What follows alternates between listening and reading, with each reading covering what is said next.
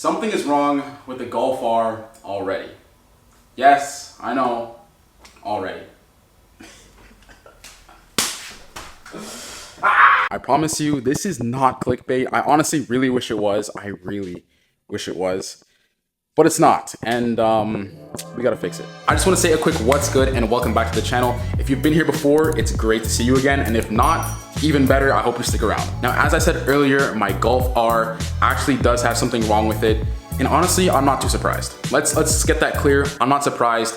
It's a Volkswagen. Come on now. But also, just to spice things up, of course, it couldn't just be one problem. It's actually two. Now, those two problems are producing 3 check engine light codes. Yes, 3, which I'm gonna show you right now. So when I go ahead and start the car, we're gonna see 3 different codes flash up on my dash right here, on this little gauge, sorry. Start the car up, code 2006, 2015, and 0141. And when I first saw that, I was looking at this like, huh? 3 codes? Honestly, first I had the 1 code, I let it slide.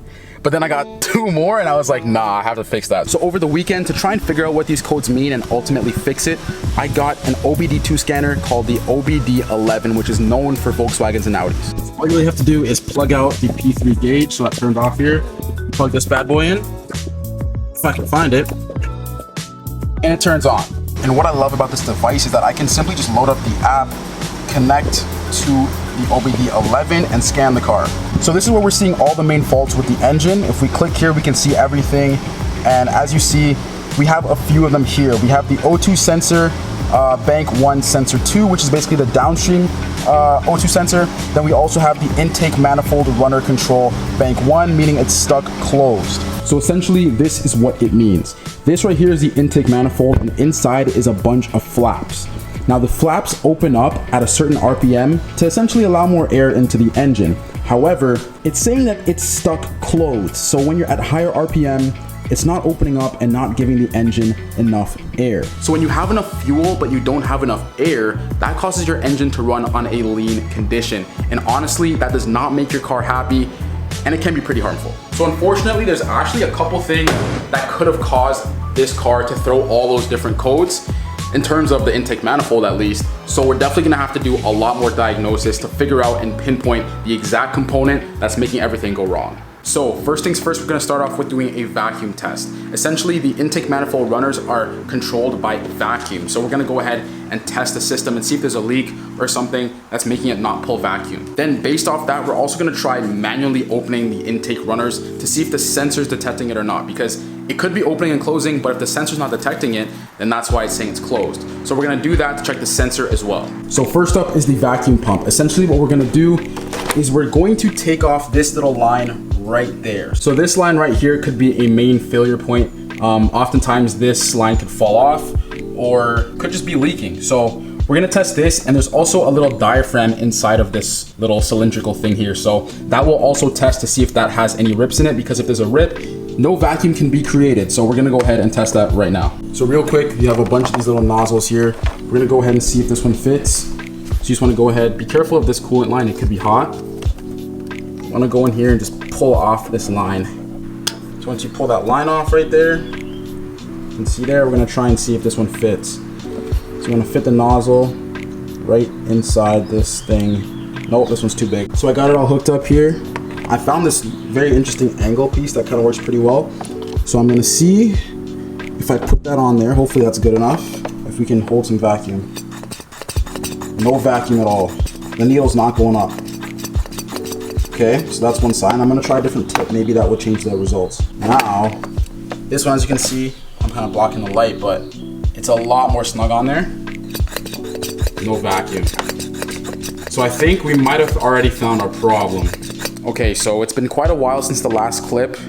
We're already on day 2 of the diagnosis, and I think we hit a roadblock. So I saw another video on YouTube that was actually super helpful.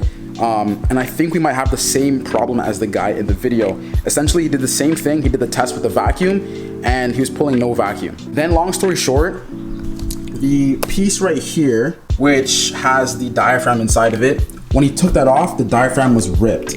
And I honestly think we have the same problem, Only thing is, I don't want to take the entire manifold out really just to check that one thing.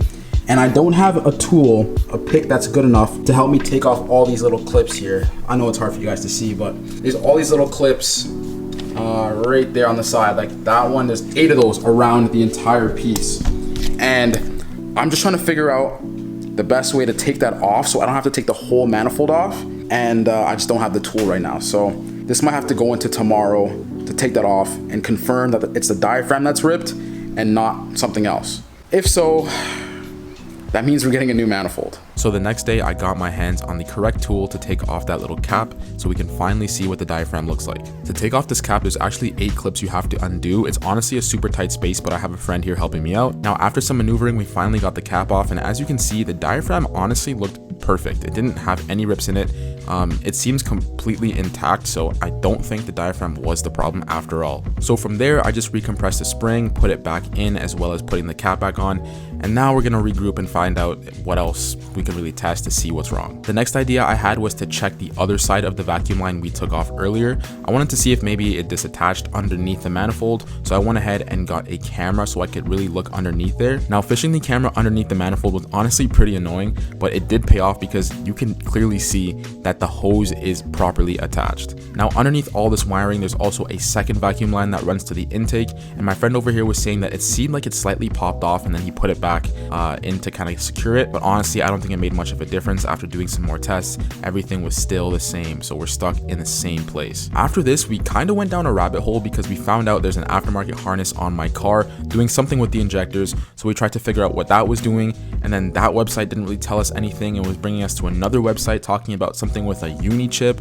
and honestly we didn't really get anywhere with that. Now the next thing we decided to do was manually open the intake manifold runners to see if it was seized inside there and hopefully get it free. Again, we used the camera to help guide us to put the pick in the right spot so we can pull on the intake manifold runners. After some fumbling around, we were able to open the intake manifold runner. It felt a little stiff in there, but we were still able to open it, so we weren't 100% sure on that, but we definitely took note of it. We also had to test the electricals because again, it could have been the sensor not getting power or some sort of thing like that. So we did a bunch of tests with the multimeter, and it turns out that we're actually getting way too much voltage to the sensor than we're supposed to be. Again, that's most likely because of the aftermarket harness and the bigger injectors. Long story short, it's hard to test electrical components when you're going off OEM standards and the car is not the OEM spec. So it was really up in the air and didn't really help us at all. So where are we at right now? After about 3-4 hours of diagnosis alone, honestly, I feel like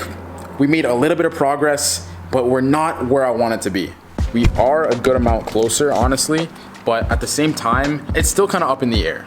I don't know if I need a new manifold 100%. It seems like the issue has to be vacuum related because electronically it was switching on. We did it manually and it's not seized. So I don't know. I think it has to be something with the vacuum. There has to be some sort of vacuum leak somewhere. We checked all the lines, no leaks from what we could see, but we just can't pull any vacuum with the pump. I feel like I didn't explain this properly, but the goal is to not pull off the intake manifold just because it's kind of an inconvenience. This is my daily car.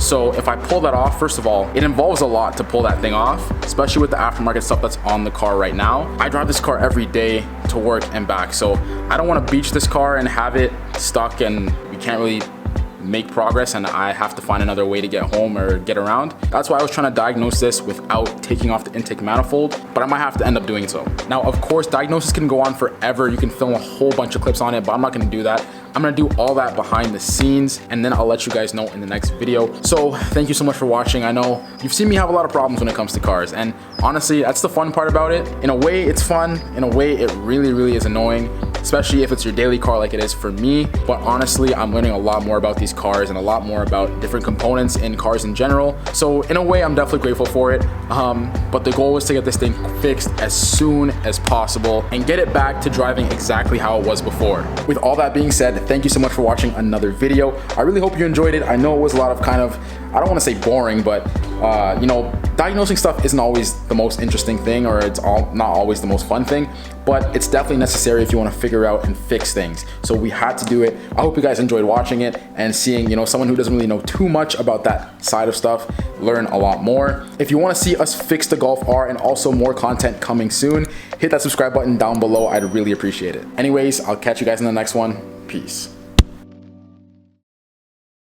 What I'm actually here to do is I'm going to be doing carbon cleaning. I'm hoping that they can just check the manifold and see if everything's good for me. Hybrid turbo, maybe an IS38, made it to a high flow downpipe. You basically bought a built car. This car's going to be a lot faster, a lot sooner than I thought.